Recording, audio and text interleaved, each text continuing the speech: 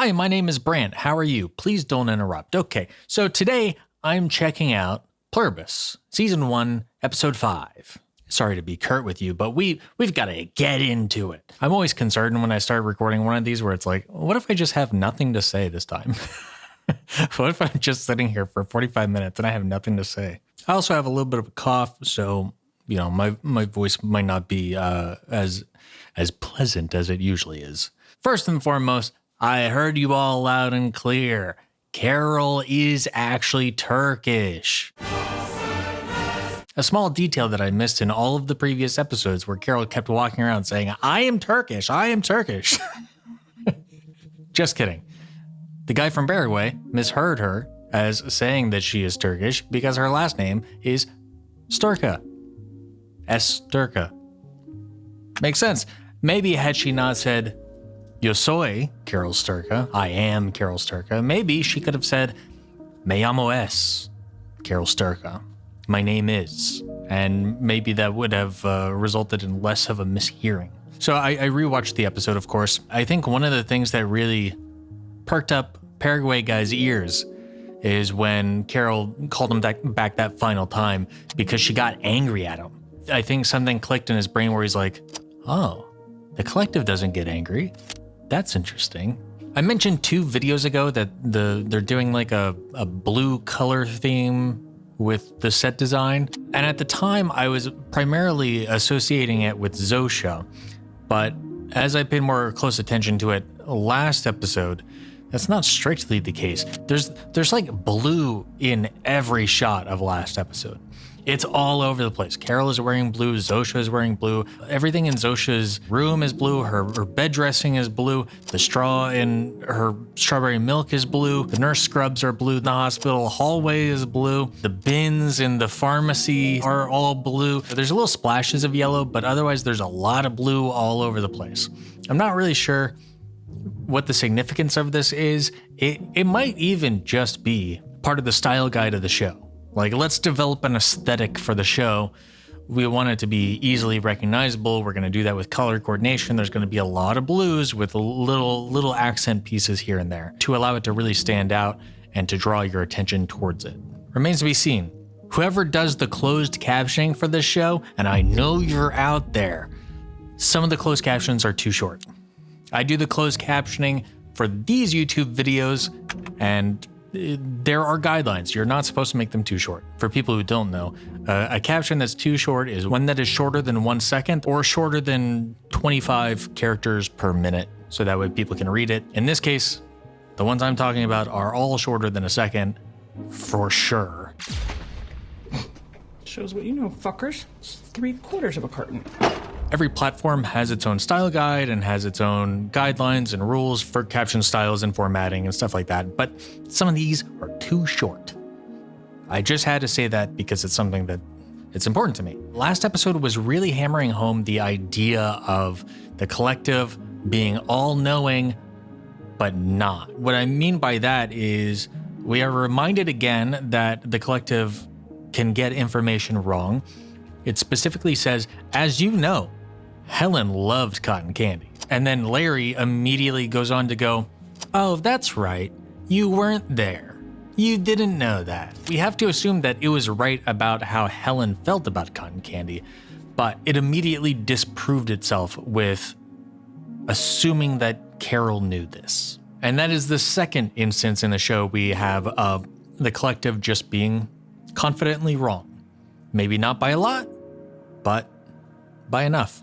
And then this is iterated upon because Carol says, you know everything. And she says it twice in the episode. And that stood out to me. You know everything. And I feel like that's guiding us to let us know that, hey, this is something you should be paying attention to. Oh, and as a bonus connection, Zosha tells Carol that soon she will know everything, which either one can be kind of an obvious threat of assimilation into the collective, or 2, it might be sort of a sly implication that Carol will soon be in a position to where it seems like she understands something really well when she actually doesn't. And then I've just got a couple notes about the very end of the episode. There's that top-down shot that looks like a key inside of a lock. as they're bringing in the paramedics. And I'm not exactly sure what to make of that. I feel like maybe they're implying that the relationship between Zosha and Carol is the key to some sort of sustainable symbiotic relationship. As I was watching back through it, it felt a lot like two nations that have rising tensions. You could see a path to where they are at conflict and they have to fight each other. And you can see a path to where they figure it out and they become allies. But clearly Carol has an attachment to Zosha. The bond between the two of them, oh, a little heart. The bond between the two of them, that was unintentional, may very well be significant and important going forward. And maybe that's all that shot is trying to tell me. I'm not sure. Before Carol goes to give Zosha the medication to inject the stuff into her IV, I noticed that there's a water delivery truck. Well, okay, having finished the episode, I now know that was not a water delivery truck, it was a milk delivery truck. But in a way, I was kind of right. I was just right for the wrong reasons. And you know why. And I was talking about the significance of water before, and maybe that also plays into the color theme with all the blue. I just think it's interesting that as Zosha is healing, they are delivering a lot of water in. I don't know. There's got to be something there. They're doing a thing with water, and I can't 100% figure it out just yet. But the collective and water are binded together in some capacity. I also think it's really significant that in those last moments of the episode, when the collective is chanting "Please Carol," they fall out of sync. The chanting falls out of sync. It becomes very discordant, and they're not chanting in unison. I don't know if this is because the medication that Carol gave Zosha resulted in the collective disassociating to some degree, or if this could just simply be the collective falls out of sync with one another to create this cacophony. I mean, the sound is just overwhelming, and it might be trying to overwhelm Carol into feeling like she is doing harm. It ends up being this really distressing sound. Oh, and then my last note before we get into it, and this is totally unserious, but this is my headcanon now. I think Carol really likes her books. I think she really likes her Wycaro books. Up to this point, Carol has been very dismissive of her books, and I think she has put down her books and the people who read them and enjoy them. But the fact that she is reading them out loud and doing character voices when she's under the truth serum tells me that, oh, there is something within her that truly just enjoys the Wycaro stuff. Because I think Carol knew that it didn't resonate with Helen, Carol sort of adopted that position as well, at least on the surface, right? We see that Carol has a lot of repressed feelings about things, and her external self is very different than her internal self. And I think her internal self finds a lot of joy in Wycaro, which is part of the reason why she writes them. I think when she got the validation from Larry that Helen saw the Wycaro books as meh, I think it cut a little deep for her. I think she felt a little hurt by it. If I'm doing a ridiculous theory, that's my ridiculous theory, but I don't think it's ridiculous. I just think it's a fun little detail. All right, let's go ahead and spin up episode 5. We last left off at 7 days, 8 hours after the outbreak. Episode title is Got Milk. Oh, maybe that's a reference to the carton of milk?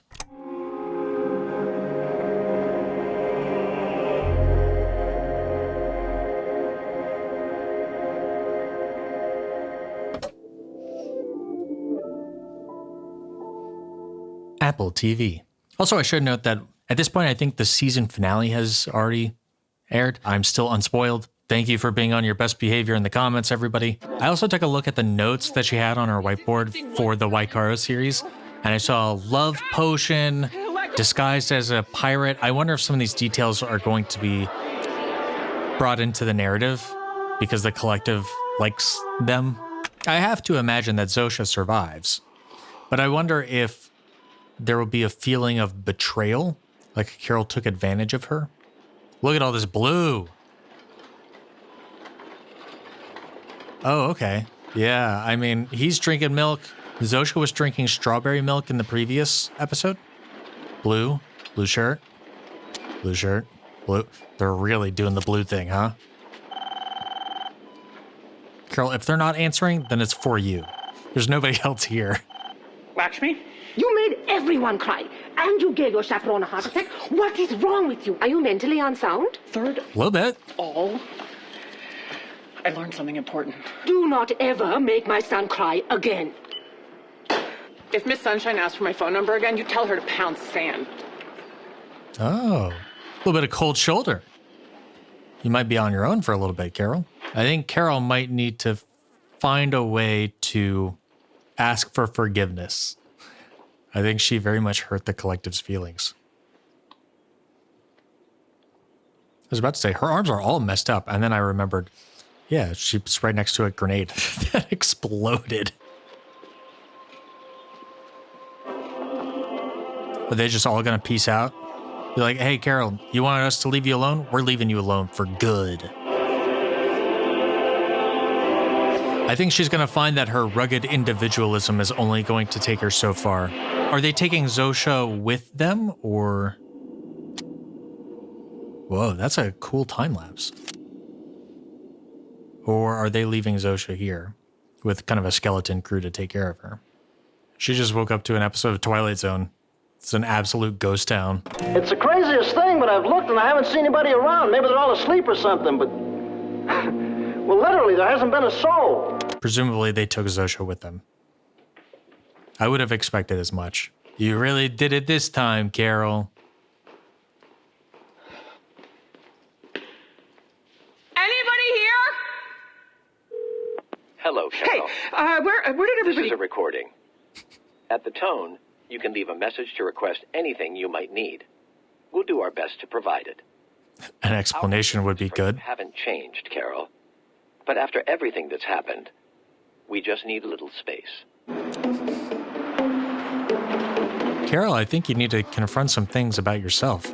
This feels like one of the rare times where Carol's actions have consequences on herself. I mean, I've talked about this multiple times before, how it seems to always fall on other people to feel those ramifications. Now it all comes down on her.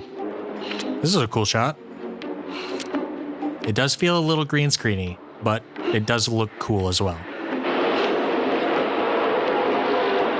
This is like the sci-fi horror equivalent of Home Alone. Keep kidding me? A montage of her jumping on the bed. Fuck you! So right now we're seeing that Carol is lashing out. She's not to the point of introspective reflection yet, but I'm sure by the end of the episode we'll get there. 8 days, 22 hours.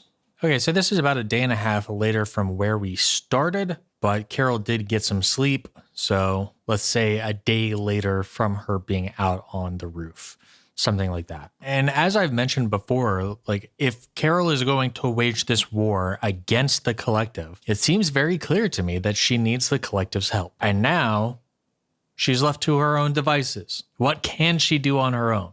They will not stalk her sprouts. Well, they might. They said, if you leave a message, we'll do what we can. So it seems like they are lowering their prioritization of making Carol pleased. And they've got other priorities. We also now know that the crying was not just a localized effect. This happened to the collective worldwide, as Lakshmi indicates with her son, which I guess to me signals that this was not just performative for Carol. I considered that maybe this is something that the collective is doing to Carol to get her to back off Zosha and ease off a little bit. But because this is a globalized phenomena, this is across all of the collective, it feels more authentic to the collective's thought process and feelings, which helps kind of explain why they appear so hurt right now. And then, yeah, if Carol is on her own, I mean, maybe that gives her good reason to get back in contact with Paraguay guy or Kumba. But I feel like she doesn't really have many allies at this point. Otambaya seems nice enough, but I don't think she has his number. Oh, that was kind of a nice tracking shot. Bit of a crane shot. Ooh, this macro photography is really lovely as well. We just had a lot of nice writing macro photography with Wake Up Dead Man. Afflicted people. Okay, is she drafting an apology now? Look at those blue eyes. I also have blue eyes. This feels like a state of the address. She's addressing the nation of Zosha. She's trying to make herself more presentable. She's like, I'm not drunk right now. I am sober and clear-minded.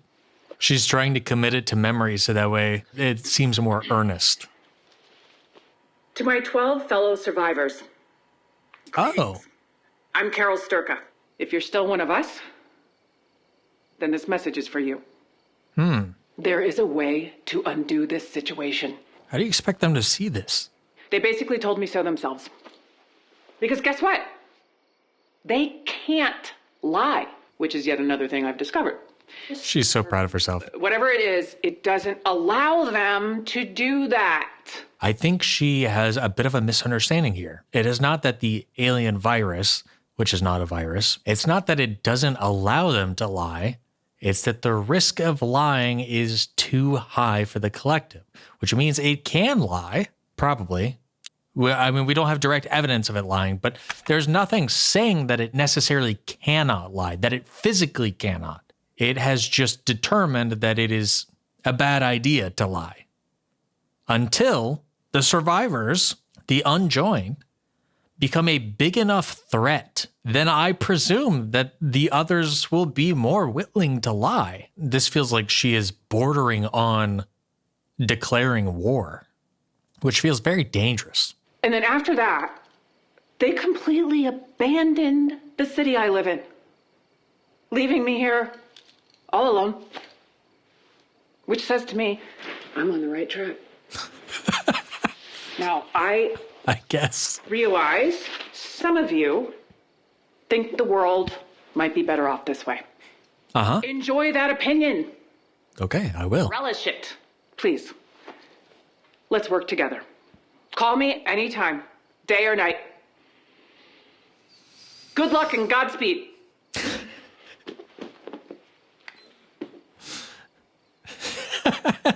She really tried to adorn these artifices of officiality, right? She was like, I'm trying to make it seem like I'm legitimate here. Hello, Carol. Got it. But after everything that's happened, we just need to stage. She has to hear that every time she calls in. So funny. It's Carol. I want you to make 12 copies and distribute them to all of the other people like me. You doing it would please me, and I know you're into that. Used to be. If you don't do it, I can't be held responsible for the biblically shitty mood in which I will no doubt find myself. She's learning how to weaponize it. And I'll stay far, far away, because God knows you need your space. This feels like a nasty breakup. Just a lot of petty little jabs here and there. Oh, you're going to wait. You might be waiting for a while.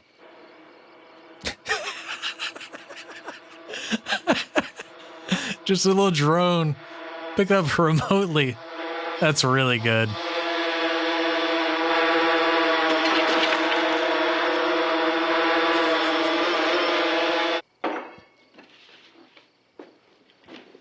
Oh, interesting character development.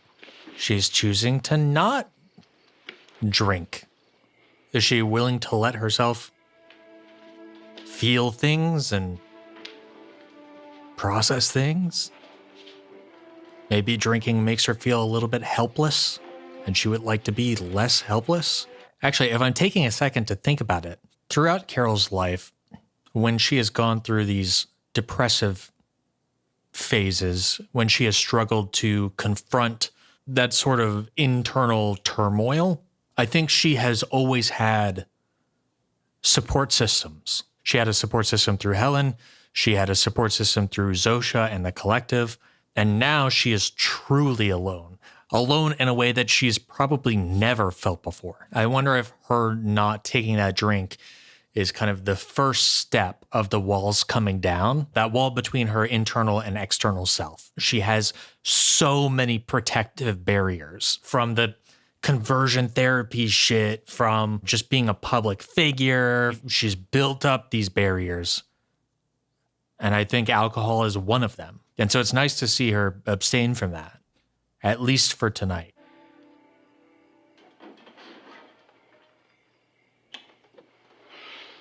I also hope we see, and maybe this is part of it, I hope we see some signs of wildlife behavior changing, just like the natural world kind of reclaiming either land or behavioral patterns, just to further indicate that humanity's patterns have changed and the world is responding to that. Yeah. Leave those wolves alone. They're just as entitled to your trash as anybody else. Get out of here! What do you benefit out of this? Even her trash is blue. The hell? Let sleeping dogs lie. Is that the phrase? This is kind of a cool shot. Frames within frames, multiple depths. Hello, Captain. Happening. This is a recording. I want the lights back on. All of them. Across the whole world? That is such an interesting mixture of a little bit petty and a little bit scared and helpless. And then there were none. That's appropriate. It is funny how in the earlier episodes, Carol was so adamant to not make use of the collective. And now she is calling them for every little thing. This is a recording. I need my trash picked up. I think right now she is behaving the way that she thinks the collective expected her to behave before things escalated. This is a recording. We can pick up your trash as long as it's bagged, and each bag weighs 17 pounds or less. Please remove all bags from the bin. Rules and regulations. I think this is also a little bit of the collective trying to figure out, are you willing to abide by some constraints of civility? Seems to be struggling a little bit. There is something that is really pathetic about this. Oh no. They might have to send a person to actually deal with this. I mean, I guess they could just send another drone, right? You could drive it to the landfill. She's just gonna find a bunch of trash bins. Yeah, what's the deal with the milk? Do they require something within the milk to sustain them? There's that yellow accent coming back through. Yellow and blue.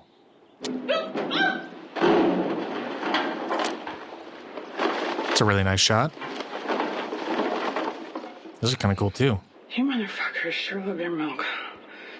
Did they eat anything or did they just drink milk?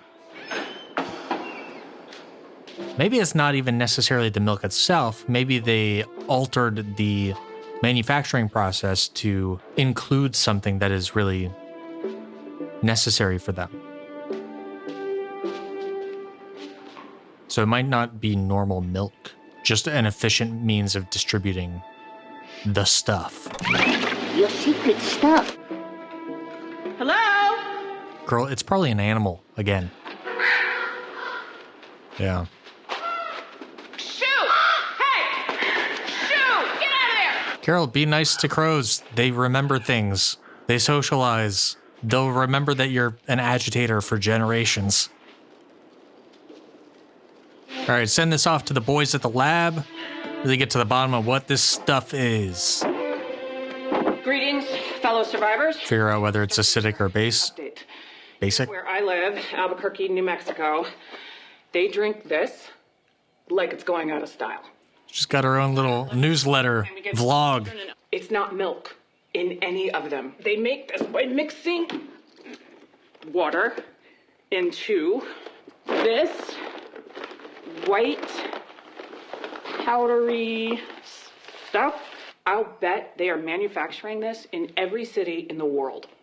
So what is this? Give it a taste. What does it do to them when they drink it? Could it be that this is how they're all staying connected? Give it a taste. What's the worst that could happen? Come on. It's kind of like olive oil, but thinner. And I tested the pH. It is a 7.1. Basically, it's neutral. You know what else is neutral? Celery. And water. Okay. So. Water. And it does not contain chlorine. Girl, you have to taste it. You have to know. Let the curiosity wash through you. Now, the question is it the first time she's restarted, or has she done that multiple times now? It's like leaving a voicemail, and you're like, nah, I could do better than that. Greetings, fellow survivors. Carol Sturka here with an update. You know, everybody struggles with getting a snappy intro. I don't really care about that on this channel. Oh no. What if the wolves are part of the collective? Carol doesn't know this yet. And so they are keeping an eye on her through the animals. Which if that's true, then they know that she's on to their liquid mixture because of the crows. No. Are they behaving? Oh. Get away from there! If they were part of the collective, that'd be pretty messed up to do. But I suppose here's one way that you could find out. This is frenetic. So shaky. One thing she could do to be certain is to think angry thoughts at the wolves.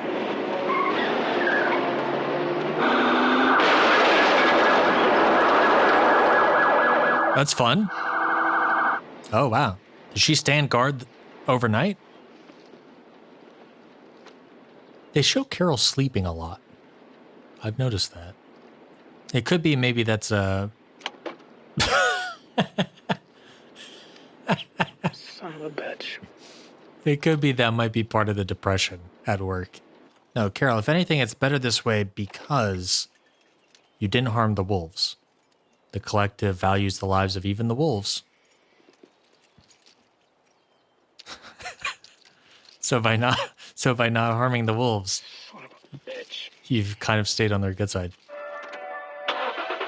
Carol, maybe this is a sign that you should take a moment to slow down and be observant of your surroundings.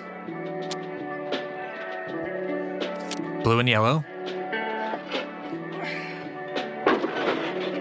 She getting some stone to cover that ground. At the very least, it's nice to see her out and about,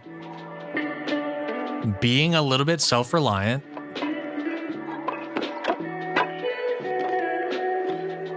They're doing a lot of time-lapse work in this episode. Ooh, that's a nice shot. I love that. You gotta be careful doing this though. Just so you know, if you're shooting on digital cameras, this will burn out your sensor. You can put like a welding filter in front of your lens and that'll make the sun dark enough that you could just look at it with your eyes if you want. It has to be the right welding filter though. I think a strong neutral density filter could probably help protect your camera. I don't know for sure though. Don't take my word on that. Yeah, again, it's nice to see her let down those barriers a little. Did some of it fall in her drink? Her eyes are just going to dilate, struck with a lightning bolt of collective conscious thought. Yeah, I mean, a lot of these barcodes are proprietary. Not every scanner is going to recognize it.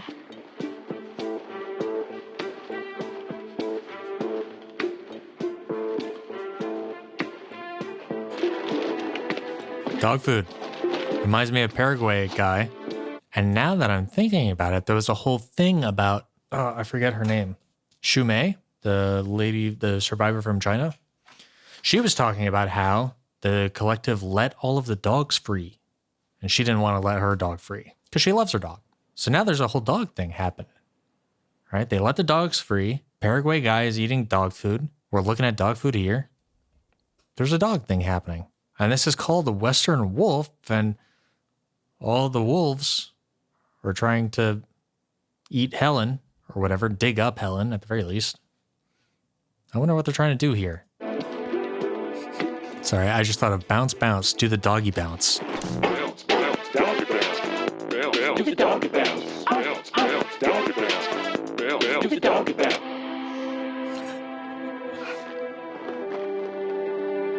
I gotta admit, it feels like a stretch that she would make this connection, but I'm along for the ride.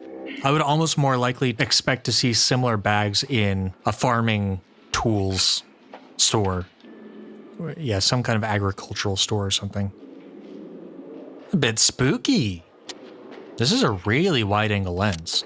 I love the look of that though. Ooh.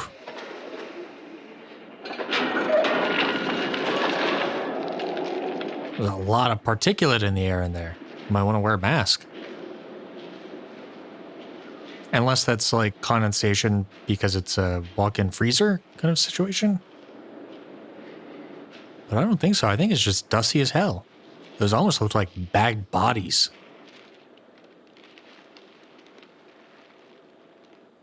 Come on, Carol. What are you looking at? This show loves to do that. It loves to show a character reacting to something without showing you what they're reacting to for quite some time. You bastards. There's got to be bodies, right? It was very much adopting horror aesthetic, which is leading me to believe something of that nature. I'm just going to rewatch that whole ass last scene again. Yeah, these first racks are all produce.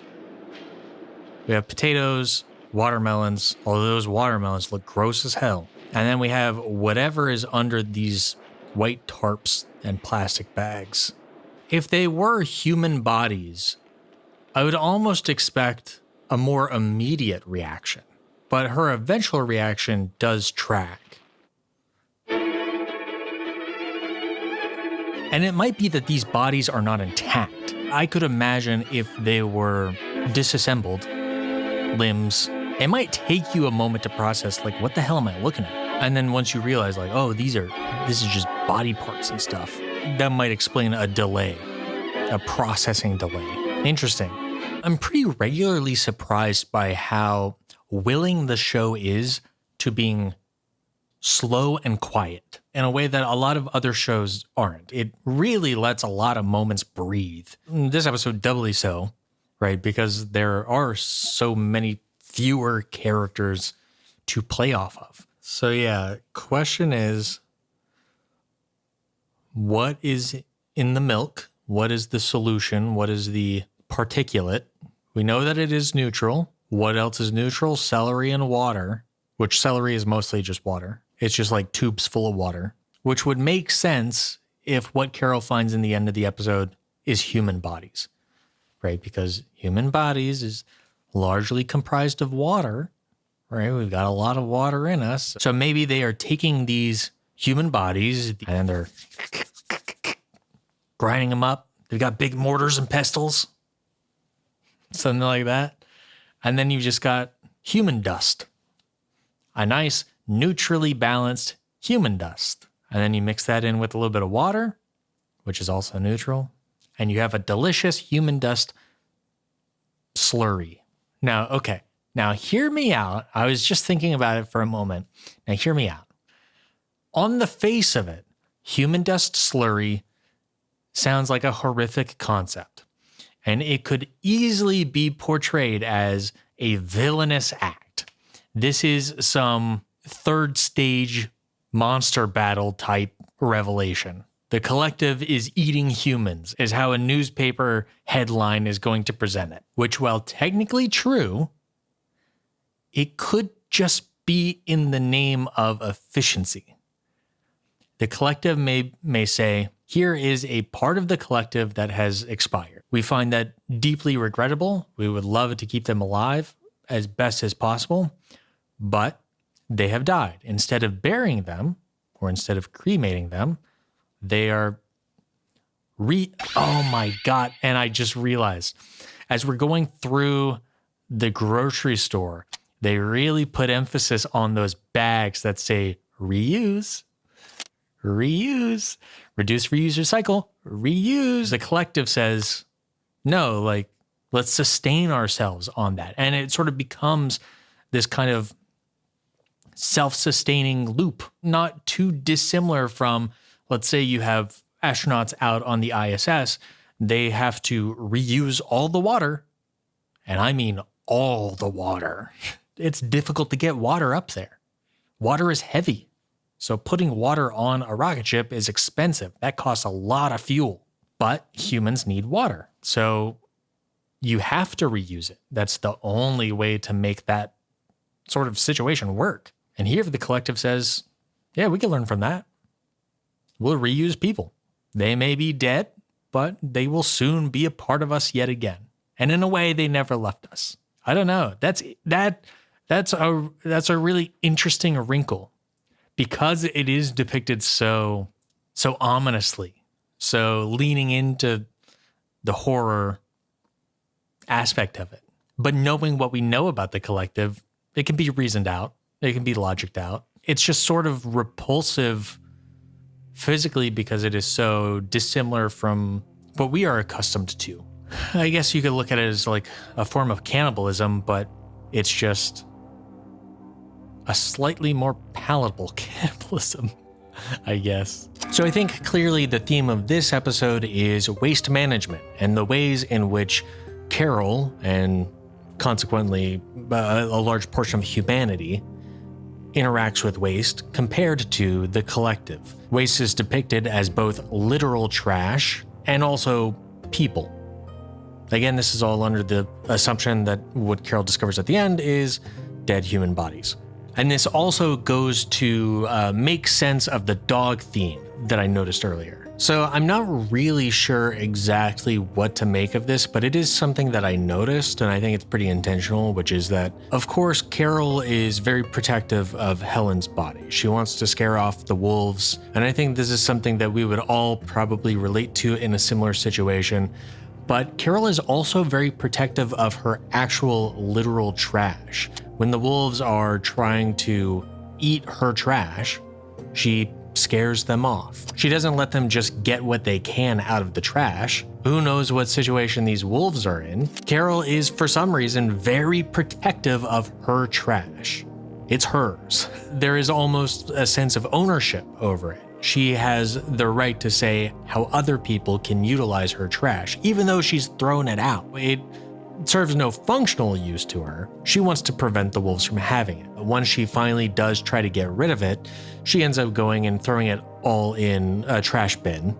And she doesn't have anything for recycling, yet everything that the collective uses ends up going into recycling because it's more sustainable. It's better for the environment. So we do see kind of a comparison there. And I think the wolves are a stand-in for the collective. I mean, there was even that moment where I considered for a moment, are the wolves actually assimilated into the collective? Because they are running and operating as a pack, not all that unlike the collective might. Then it tries to eat out of the trash, just like the collective makes the best use of resources that it can in any given situation. And then the wolves are eventually pushed into trying to dig up Helen. Much like the collective are probably utilizing human bodies to sustain themselves. Now, this might be some sort of implication that there are issues with the resources at this point. There maybe isn't enough food to sustain the collective population, and so they are resorting to the next most dire step, which is reusing human bodies. And I think this goes to show how Carol treats other humans, like Helen's body, as something that is in its own valuable. There is something special about it, even though Helen is dead. There is something that she cares about it. Whereas the collective treats dead, joined bodies like resources, like material. They don't have that emotional attachment to the body. They don't really care about the body. And why would they? Because the thoughts and feelings of that body still live on in the collective, presumably. And so the body is just a vessel with which they can express that. But to them, nothing is really lost. I think if Carol really wanted to escalate the situation between the survivors and the collective, I think this is a way that she can do that. I think somebody like Lakshmi might not be all too pleased to know that her child ate her grandfather because her grandfather died and got grinded up into little bits and is mixed into the ice cream that her kid is eating or something like that. You know, she might feel some type of way about that. And the show has been hinting at the ways in which the collective operates and associating it with dogs, right? They let all the dogs off leashes. So we know that they sympathize with dogs and therefore wolves by extension. And another connection that I realized is in episode 2, when all of the survivors are eating their meal, Zosha mentions that the collective prefers to be vegetarian. And they're not offended that the survivors are eating meat. They just didn't want to be the ones to kill the creatures that made the meat. So to me, what that indicates is if they're eating ground up human bits, that is not their preference. They do prefer to be vegetarian, which means that there is some motivating force that is causing them to rely on something that they would prefer not to do. And I think this connection, this association, can actually help us better understand that delay in reaction that Carol had at the very last moment of the episode. I now suspect that just seeing a dead human body is maybe not enough to get a big reaction out of Carol anymore. She's been in this apocalyptic world for multiple days. She has seen more than her fair share of dead human bodies at this point. But it may have been just enough time for her to think back to that lunch with the survivors, to realize that they have a preference to not eat meat, and they have a hard, strict line on don't kill creatures to eat their meat. Which means, if they're now eating a bunch of human bodies, how did all those bodies die? Carol is implicated in this. She killed millions of people by getting angry at the collective. And so that delay, that moment of realization is not her being horrified at the idea of, oh no, there's a dead body in front of me. She is instead horrified at her self-involvement in this. We're really starting to see the limits of Carol's rugged individualism. It's difficult to know how much she's reaching out to the collective just to bug them and bother them and say, hey, remember me? Remember me? And how much of that is her feeling lost without the reference point of somebody else as a support system. But it was nice to, at the end, see her have a little bit of reclamation of agency where there is a problem and she seeks a solution herself and she enacts that solution. The wolves are trying to dig up Helen. She covers up Helen's grave. Question remains, do any of the survivors see her videos? And how do they feel about it? Most of the survivors we've seen so far are pretty apathetic to the collective, although maybe that will change. Maybe they will go through some experience we have not yet seen that will sour them. I do still think there's room for Carol to make amends with the collective, but I don't think she's at a point where she wants that. And discovering all of these human bodies, presumably, I think it might be a little bit of time before she comes around to the idea. I suspect Zosha will play some significant role in the next meeting between the collective and Carol, because there is such an attachment and bond there. I don't know. Interesting episode. Pluribus continues to have a strong exploration of some of these ideas and some of the inevitable implications therein. So much blue everywhere. Blue and yellow, blue and yellow. I'm not going to try to make sense of that, I don't think, in before the beginning of next episode. And I have a grand theory about, the use of color in set and prop design. You stupid child. Sorry, not you, past me. Like I would wait to the next episode to have some theory about this color. No, I pieced it together like an hour after recording that. Okay, so blue and yellow, I think it is multi-layered, and I only have the top layer of it. I think the bottom layer is yet to be fully revealed, but they've given me enough information for the top layer. And the top layer is simple. The yellow and blue is the formula for the milk. Blue is the water. Yellow is the fleshy bits. It's the humans. It's the human dust. And together they make the milk slurry. The reason I think that there is an additional deeper layer to this sort of visual symbolism is because if you are going to go ahead and do a color coordination across the span of the show, because it's not just last episode or this episode, it's all of them. All of the episodes have this blue and yellow thing. If you're going to go ahead and do that, you're probably going to be intentional and specific with which things get blue and which things get yellow. But with the understanding that one is water and one is flesh, I can't figure out how that gets associated with which thing gets which. Okay, so I put some more thought into it. By the way, it is now 3 weeks later than that post-reaction bit that I recorded. It's been a little while, so I've had some time to think about this, and I'm going to get into detail quite a bit. Hopefully you find this interesting, because I do, but I understand how this is a very niche piece of analysis. And I have some additional thoughts on yellow in particular, but before I get into that, I just want to talk about analysis itself, because I think this is a really important way to think about this discussion. So the way that I think about media analysis, I consider two primary principles. Interpretation, which is just you watch the show and you get a feeling off of what you're seeing. Maybe you see that some element of the show has more depth, and you come up with some initial conclusions. Then we have the other core mechanism of analysis, which is substantiation. Substantiation is where you take your interpretation and you look back through the media that you're analyzing. You assess the text of that media, the substance of it, and you try to develop a better understanding of your initial interpretation and whether that is supported by the media or not. The substantiation part I really struggled with when I was in high school, and we were sort of forced at academic gunpoint to do literary analysis. I didn't really get it, but now as a sophisticated adult, I have more appreciation for substantiation because this has very little to do with authorial intent.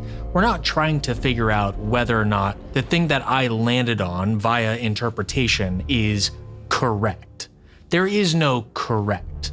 Really, what we're trying to do through substantiation is develop a better understanding of what my interpretation was and whether I developed that interpretation just by what I was bringing to the show, or whether there is something within the show that is inspiring that interpretation. And that helps us better assess how to feel about that interpretation and how to feel about the show. And through this, we find that some interpretations have strong support for them, some have weak support for them, some have no support for them.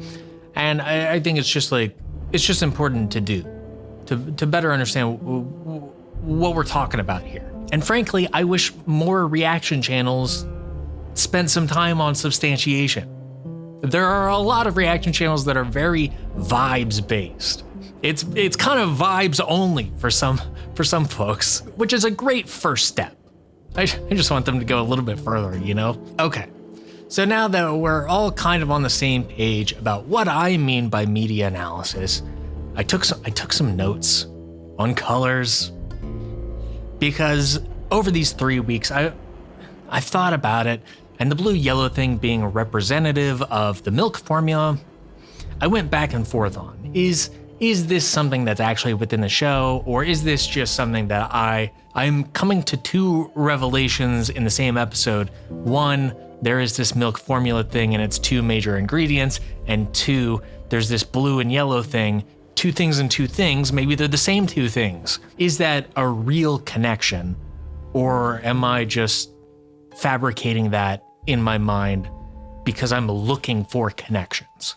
And so I kind of did a quick scan of all of the episodes up until this point. I think there is some support for this interpretation, but there are also some things that are not necessarily supportive of that. So really what I was looking for in supporting these colors representing the formula was looking for moments where blue and yellow are closely associated with one another, like in the same frame. The first example I found was in episode 1, the lab scientists are all color-coded. And it's more than just blue and yellow. There's also blue, yellow, purple, and a sort of red or pink color. And to me, this I felt like was representative not of the milk formula, but of the RNA sequence formula, if you will, right? There are 4 basic components to that sequence. There are 4 colors here. Maybe there's something to that. But again, I'm just kind of free associating. There's 4 of one thing and 4 of another thing. Maybe that's the same thing. I mean, they are actually actively working on decoding this RNA sequence in that scene. So there is a little bit closer associations there. Later in that scene, we see a centrifuge, which is blue and yellow. So they might be seeding the idea of blue and yellow are equivalent to a formula of sorts here. Later in the episode, we see when Carol has brought Helen to the hospital, we see that there's this really nice top-down shot where the tables and chairs are blue and yellow. So there's this nice pattern of blue and yellow. And there's also a stretcher, which is blue and yellow. I don't really know that this speaks on the formula in any meaningful way. At the beginning of episode 2, we see the truck backing up when Zosha is collecting a dead body out of the wrecked car. The truck has blue and yellow on it. Now, this is kind of interesting because now the show is beginning to associate blue and yellow with death, with dead bodies. And I guess maybe that's what it was doing in the hospital as well. Then later in episode 2, Carol is burying Helen. She's wrapped Helen in the blanket, and there's a patch of blue and yellow right in the center. So again, blue and yellow associated with dead body. Here's an example that I feel like is totally unrelated. In episode 4, when Carol is talking to Larry, there is a painting in the background that is blue and yellow. I don't see any connection at all. That just feels like it is adhering to the color palette of the show. So it's not 100% hit rate. But my last 2 examples are also really interesting, which is that in episode 4, early on, when Paraguay is eating out of the canned dog food, that dog food has packaging that's blue and yellow. And so now it's associating blue and yellow with food, sustenance. It's also associating it with dogs, which we've established is dogs are associated with the collective. So it's saying blue and yellow, sustenance for the collective. That feels pretty concrete to me. Additionally, in episode 5, when Carol goes to the store and she's looking for the package of dog food that has a blue and yellow color theme on it. Again, sustenance for the collective. So I feel like there is moderate support for that interpretation. But as I said earlier, I do feel like there is a deeper level of interpretation here. And I do have an idea for it. I think green has some intention as well. I'm sort of associating green with Helen. Helen was wearing green in episode 1. Carol wears green while she is burying Helen. We can see that she has a green sweater over her blue shirt. Helen is buried in the yard. The yard is very green. We talked about this previously. It feels like a green paradise in the middle of a desert. Also, earlier I mentioned that they are doing a parallel thing in this episode with the treatment of dead humans with the treatment of trash. And the trash bins are green, whereas the recycling bins are blue. And so green might have some association with how we treat the dead, and blue might have some association with how the collective treats the dead. Purple, I feel a little bit more confidently about. I feel like purple is evocative of wycaro or a collective in a sense. In episode 1, Carol has the book signing event and everybody is wearing purple. One lady comes up with like a pillow that says, "I dream in purple." It's very clearly associated with the book, and we understand that the fans of the book are their own sort of collective. An interesting application of this purple color is also in episode 1, when the lady working in the lab initially gets bit by the mouse. She's wearing purple gloves. Now, gloves are often depicted as yellow in this series for reasons I'll get to in just a moment, but in this case, they are purple. And I believe that they are purple specifically because the mouse bites through the glove, and that is when the RNA sequence makes the species jump to humans, which I guess means that rats might be part of the collective, right? I guess I had never considered that.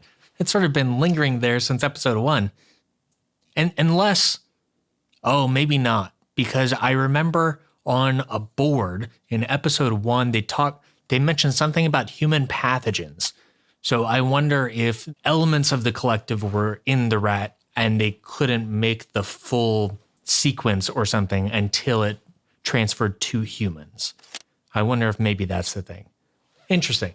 Anyway, I think the gloves in this particular case are purple because that is the moment that the collective is born, effectively.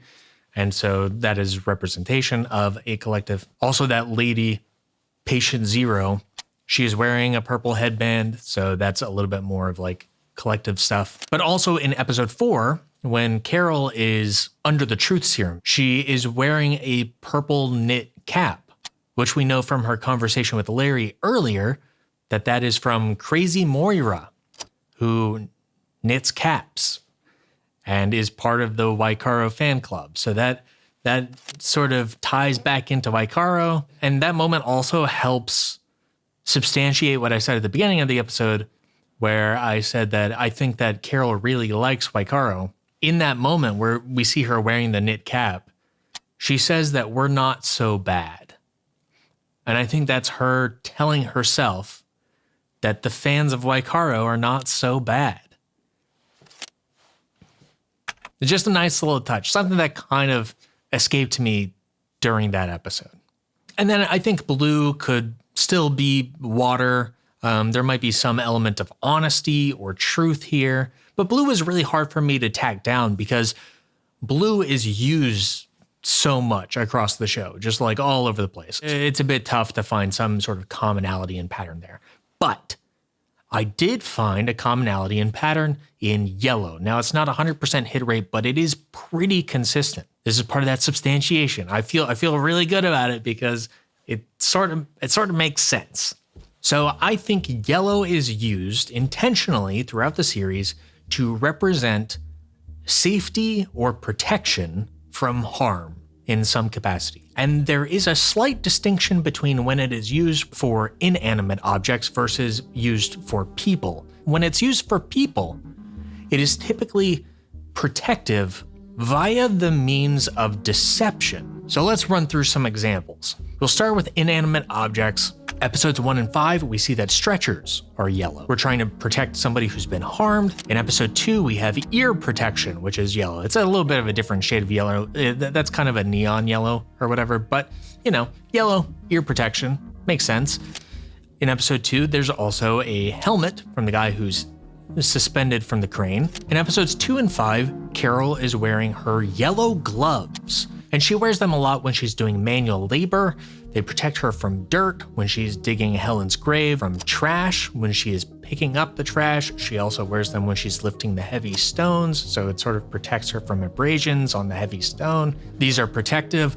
This is why I found it interesting that the gloves in episode 1 are purple and not yellow, because they didn't protect her. They didn't protect that lab technician. They didn't protect humanity. It's all coming together. In episode 2, when the helicopter is dropping down the heavy machinery, it uses yellow straps, protective. In episode 4, when Carol starts using the police car, the text is yellow. Now, we could argue about whether or not police are protective, actually. Or we could also argue about whether they protect through deception. There is probably a conversation to be had there, but I think it's a little beyond the scope of this color theory at the moment, because the show's not really making commentary on that necessarily.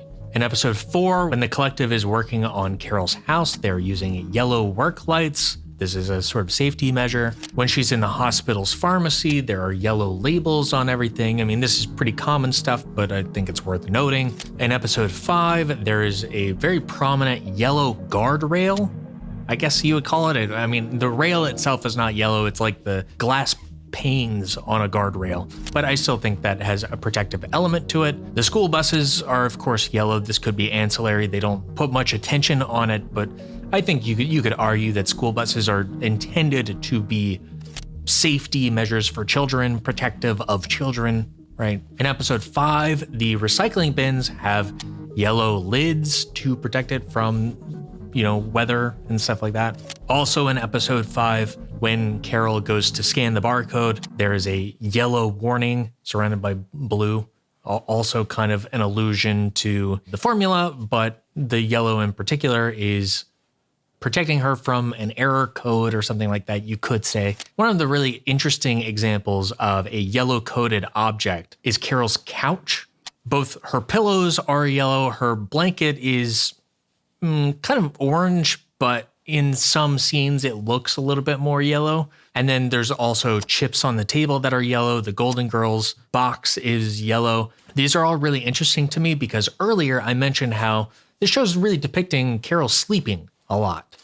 And I realized while thinking about it, since the show started, she has slept plenty, but not once has she slept in her bed.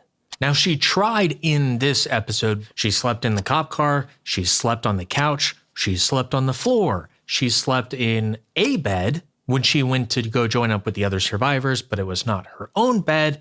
She slept in the hospital. She slept all over the place, but never in her own bed. And I think it's quite clear that the reason she does this is because sleeping in her own bed is a reminder of a sense of normalcy. But through that normalcy, she has to confront the lack of Helen. There is a sort of dramatic pause when she looks at the bed. She returns a pillow to the bed. There are all of these little reminders around the bed of Helen and her lack of presence. And I think Carol sleeping in all of these odd places has an element of comfort for her because, of course, Helen would not be sleeping in the cop car. By disrupting Carol's sense of normalcy, she can more easily put off confronting Helen's death. And so to that effect, the couch is a sense of safety and comfort. It is protecting her from this harsh truth. She is watching the Golden Girls to not have to deal with the world. She is eating potato chips to not have to deal with the world. She is laying and sleeping on the couch to not have to deal with the world. She is there on day one after she talks to Davis Taffler. It's just an interesting extension of this idea of safety and protection. Now let's consider the people. The people utilize some form of deception to protect or provide safety for someone or something. There are also outliers in this application of yellow. There are a bunch of extras who are dressed in yellow occasionally here and there, sort of peppered throughout the scene. To me, that just feels like it's part of the color palette. But I think there's some really interesting examples of this. The first one that stood out to me is Larry. He's wearing this sort of yellow athletic shirt. And throughout the interrogation with Larry, we find that he is withholding the information he knows about Helen's perspective on Carol's books. He is trying to protect the collective by not making Carol mad, and he does not outright lie to her, as far as we know, about how Helen felt, but he tries as much as he can to frame it through rose-tinted glasses, providing the most positive outlook on it, and I find that to be a form of deceptive manipulation. He is deceiving by withholding elements of the truth. We also know that he does sort of lie to Carol by saying that Carol, of course, knows that Helen liked cotton candy. This may be inadvertent, but it could be viewed as a form of deception. Later in episode 4, Carol talks to the guy in the pharmacy. He has sort of a yellow smock on. Now he is trying to protect both Carol and by extension, the collective. How does he do this? Well, Carol is asking for heroin, and he tries to exhaust all other options. He is trying to manipulate her and push her into, one, not taking heroin, but two, if she has to, don't take it in the way that you want to take it.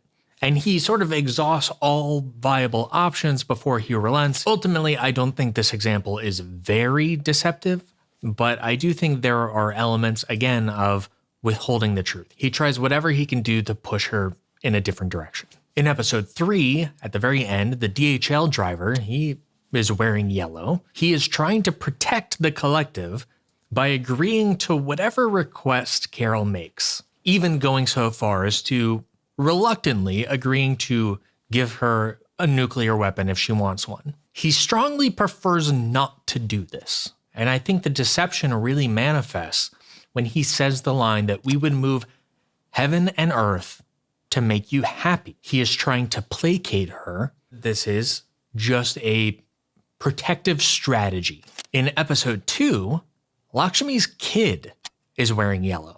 And I think this is really interesting. We know that Lakshmi's kid is just the collective. The collective inhabits that body, and her kid is one tiny part of the collective. But the collective puppets the body of her kid to more or less continue acting as the kid, enough to protect Lakshmi. Lakshmi clearly is highly protective of her kid, and it feels as though she would be highly destabilized if she realized that her kid was gone. So the collective is deceiving Lakshmi, and in doing so, Lakshmi is placated, she doesn't get angry at the collective, and the collective is safe and protected.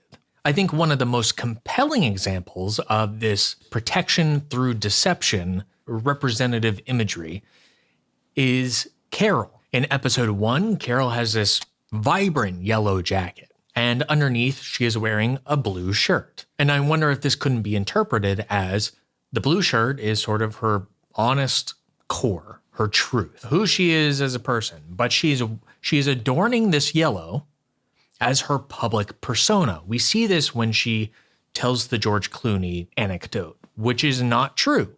She is deceiving her audience. And we now know that she's deceiving her audience because she's gone through trauma. She was sent to conversion therapy camp in her youth. And so she is very protective of outwardly expressing her truth. So here she is lying for safety and protection, but building off of this idea that Carol actually really likes wycaro, and that is an expression of herself. In these moments, while we're in the bar, she's being dismissive of her audience, and that is her lying to Helen to protect herself from criticism from Helen, somebody she cares deeply about. So there's sort of a double deception that's happening in these moments. And she's projecting that outward as her public persona. Then in this episode, episode 5, she dons a new yellow jacket. And she doesn't do this until she starts making the video for the other survivors. But specifically, she's not being her slightly abrasive self. She's not presenting herself as she did on Air Force One. Air Force One, she was very vulnerable, very concerned. She sort of expected them to feel about the situation how she feels about it. But through that experience, she found that she was very much alone. So as she's making this video, she's trying to deceive them to some degree in the way that all of us have an outward presentation of self that has some overlap with our true internal self, but is not truly the full scope of ourselves. So in this moment, Carol is trying to be more professional. She is trying to speak in a more engaging way. She is trying to hide the liquor behind her. She's ultimately being more diplomatic. She is protecting herself by being a little less honest to these other people. At the very least in her framing, not necessarily in the content or substance of what she was saying. Kumba is an interesting one because in episode 2, he's wearing a very loud suit. And this suit has elements of blue, red, and yellow. And I feel like that's really trying to just express that you don't really know where he stands.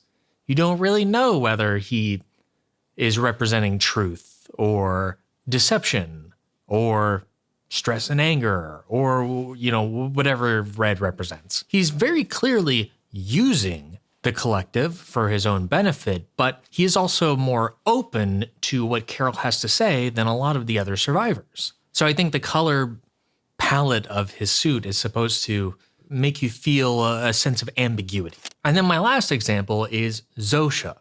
And we have two examples of Zosha wearing yellow. The most prominent example is in episode 2, right after Carol accidentally psychically attacks the collective. All of the other survivors have left except for Kumba, and Zosha is there, and she is all yellow. And I think in this moment, that color choice is supposed to allow us to subtly tap into the mentality of Zosha. The collective has just been attacked, so she is probably feeling a bit defensive and wanting to protect herself. She's sort of split between two worlds, Carol and Kumba, who is requesting her to join him. And she's unwilling to take a side. Now, if we can trust that this is a relatively true interpretation of yellow, that gives us a little bit of insight into this moment. It could be that she actually does have a preference, but she is telling them that she is unwilling to make the choice. She's withholding her preference because she understands that by expressing the preference, somebody may get angry, and that is a risk to the entire collective. So she is protecting the collective through this withholding of information. We also get the uncomfortable moment where Kumba asks Zosha whether his attention is welcome or unwelcome. And in this moment, Zosha says that none of his attention has ever been unwelcome. But does she really have any choice in answering this any other way? I think there is a certain power dynamic at play here. And if she says, actually, yes, that makes me really uncomfortable, she risks putting the entire collective at peril.